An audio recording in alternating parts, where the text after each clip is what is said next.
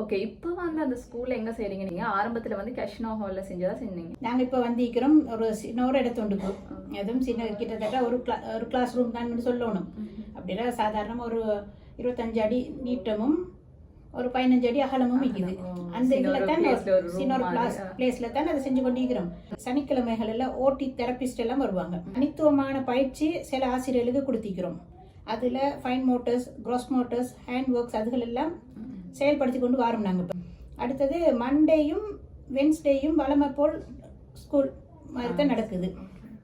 அங்கால தேர்ஸ்டேஸ் வந்து நடக்குதுங்கட ஹேண்ட் ஒர்க்ஸும், teacher training, awareness programme, psychology and counselling இதுகளை நடத்தி கொண்டு வரோம். இதுல என்ன மிச்சம் ஹைலைட்டான விஷயம்னா, ஒரு சின்ன இடத்துல தான் உங்களோட கிளாஸை நீங்க செய்றீங்க.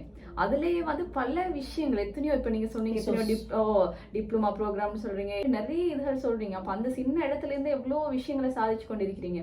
என்னன்னா நீங்க கால் எடுத்து வச்சிட்டீங்க, அதான் மெயின் விஷயம். அதுக்கு அங்கால வந்து எது நடந்தாலும் அல்லாஹ் ஒருத்தன் இருக்கிறான் அப்படின்ற இதோட வந்து ரொம்ப தைரியமா பயணிச்சு கொண்டே இருக்கிறீங்க. அது மிகப்பெரிய விஷயம். உண்மையிலே சமுதாயத்துல கட்டாயம் ஒவ்வொரு பெண்ணுமே வந்து இந்த தைரியத்தை எடுக்கணும் இல்லையா?